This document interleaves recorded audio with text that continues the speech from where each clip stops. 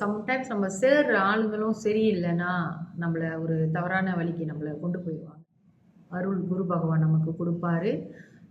இந்த குரு வாரம் அன்று வியாழன் குரு ஓரை வந்து காலையிலே வந்துடும்.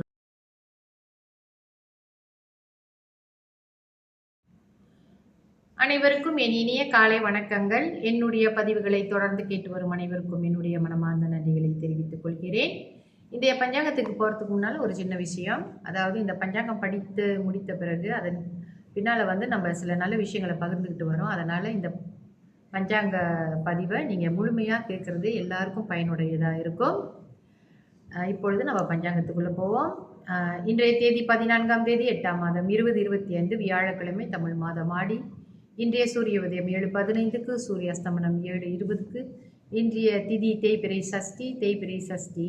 ஆங்கில தேதியின் முறைப்படி 15ஆம் தேதி அதிகாலை 4:57க்கு முடிவடைந்து சப்தமி ஆரம்பமாகும்.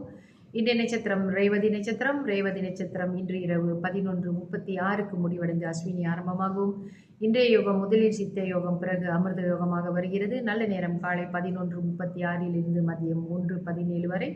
அதன் பிறகு மாலை வேளையில் 5:49 7:20 வரை.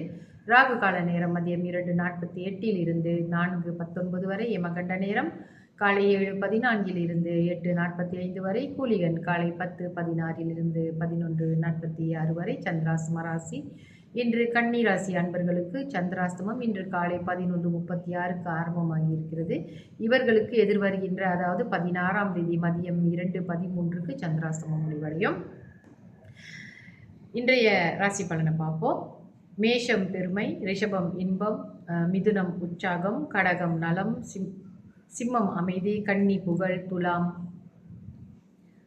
பாசம், விருச்சகம் சுபம், தனுசு போட்டி, மகரம் சாந்தம், கும்பம் சிக்கல், மீனம் அன்பு.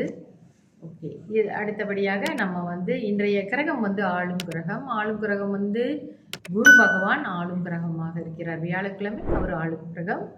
குரு பகவான் வந்து ஞானத்திற்கான வழிகாட்டி, நாலேஜ் கொடுக்குறவர். ஸோ இந்த வியாழக்கிழமை குரு வழிபாடு மிக சிறந்ததாக கருதப்படுகிறது.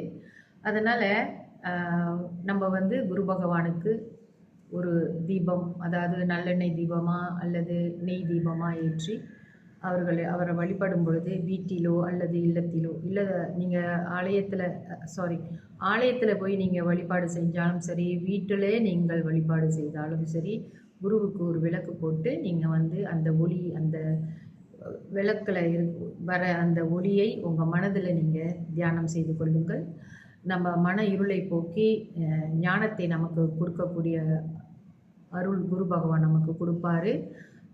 இந்த குரு வாரம் அன்று வியாழன் குரு ஓரை வந்து காலையிலே வந்துடும். அதாவது சூரிய உதயம் 7:15 அப்படின்னா அந்த 7:15 8:15 வரைக்கும் ஒரு அவர் தான் நம்மளுக்கு இருக்கும். அந்த நேரத்திலே நீங்கள் வழிபாடு செய்யலாம்.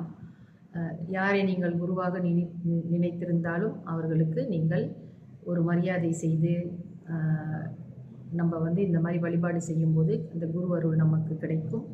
அதன் மூலியமாக திருவருளையும் நாம் புரிந்து கொள்வோம். அப்புறம் நம்மளுக்கு திருவருளும் கிடைக்கும். குருவருள் இருந்தால்தான் திருவருள் பெற்றுக்கொள்வதற்கு நமக்கு அது அந்த முறை தான் வழிமுறையாக நம்ம பின்பற்றி வரோம். சரிங்களா? ஸோ அந்த குரு நாள், அதாவது வியாழக்கிழமை அன்று காலையில் நீங்கள் சூரிய உதயம் பிறகு குரு ஓரை நேரத்தில் நீங்கள் போய் ஆலய வழிபாடு செய்யுங்க. உங்கள் மன இருளை போக்கி உங்களுக்கு ஞானத்தை அவர் கொடுப்பாரு. அதை தொடர்ந்து செஞ்சுக்கிட்டு வரணும், ஒரு ப்ராக்டிஸ் பண்ணிக்கணும் நீங்கள். ஏன்னா நம்ம வந்து சம்டைம்ஸ் நம்ம சேர்ற ஆளுங்களும் சரியில்லைன்னா நம்மளை ஒரு தவறான வழிக்கு நம்மளை கொண்டு போயிடுவாங்க. அப்போ நம்ம சேர்ற ஆள் வந்து நம்மளோட இன்னும் நல்லா அறிந்தவர்களாக, இந்த உளவியல் வாழ்க்கையை நல்லா புரிஞ்சு கொண்டவர்களாக இருக்கிறாங்க. நம்மளோட இன்னும் நல்லா படித்தவர்களாக இப்படிலாம் இருக்கிறவங்க கூட நம்ம பழகும் பொழுது நமக்கு அது ஒரு நல்ல பலனை கொடுக்கும். நம்மளை நல்ல வழிக்கு எடுத்துகிட்டு போவாங்க. அதனால தான் இந்த விஷயத்தை நான் குறிப்பிட்டு சொல்கிறேன். நம்ம சேரும் நபர்கள் வந்து மிகவும் சிறப்பானவர்களாக இருக்க வேண்டும். நம்மளை கீழ்நிலைக்கு எடுத்துகிட்டு போகிறவங்க கூட நம்ம பழகிறத வந்து நிறுத்திக்கிறது நல்லது.